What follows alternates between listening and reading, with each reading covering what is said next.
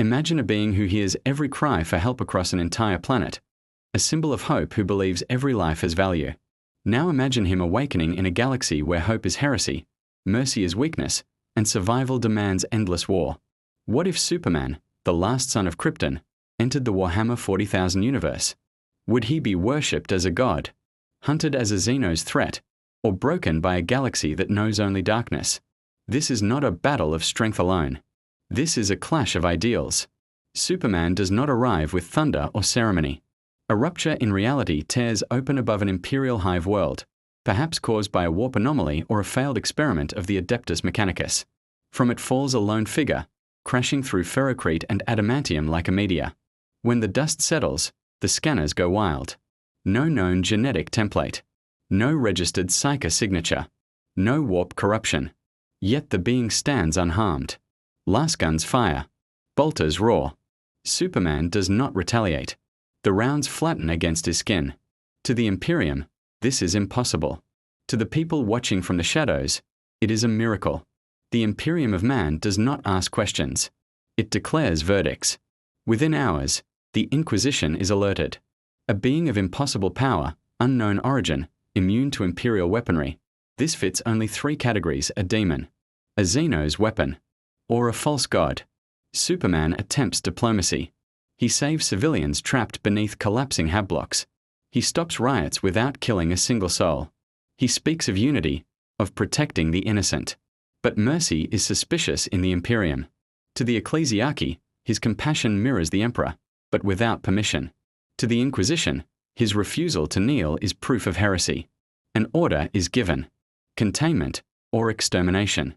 Space Marines are deployed. Angels of death descend from orbit, bolters blazing, chainsword screaming. Superman does not fight them as enemies. He fights them as soldiers who have been lied to. He disarms, incapacitates, and disables, moving faster than their autosensors can track. Power armor crumples like paper. Drop pods are redirected mid-air. A captain orders a full assault. Superman stops. He stands firm, eyes glowing like miniature suns, and speaks a truth that shakes even transhuman warriors. You were created to protect humanity, not to rule it through fear. For a moment, just a moment, some hesitate. That hesitation would be fatal in any other battle far away. On Terra, something stirs. The Emperor of Mankind, entombed upon the Golden Throne, feels a presence untouched by the warp. Superman is not a psyker, not a demon, not a god born of belief. He is something far more dangerous. A being of absolute conviction. To the Emperor, Superman represents a path humanity once could have taken, a future without sacrifice, without eternal war. And that makes him a threat. Because hope can undermine obedience.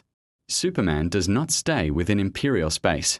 He faces the Orcs, ending wars by dismantling their war machines and leaving their leaders unconscious, baffling them with mercy instead of slaughter. He confronts chaos, not with hatred, but resistance.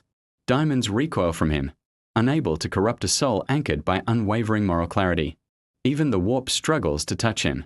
Against the Tyranids, he becomes a living bulwark, punching biotitans apart and evacuating entire planets before consumption. To Xenos and humans alike, stories spread. A blue and red savior. A man who refuses to kill unless there is no other choice. A symbol the galaxy has forgotten. But Warhammer 40k is not a universe that allows change easily. Every life Superman saves paints a target on his back. The Inquisition tightens its grip. Chaos gods begin to scheme. And the Emperor watches. Superman is faced with a terrible realization: he can save worlds. But can he save a galaxy that does not want to be saved? Does he continue to fight? Or does he become what the Imperium fears most? A symbol of defiance. Superman does not conquer. He does not rule. He does not sit upon a throne. He flies on. From world to world. From battlefield to battlefield.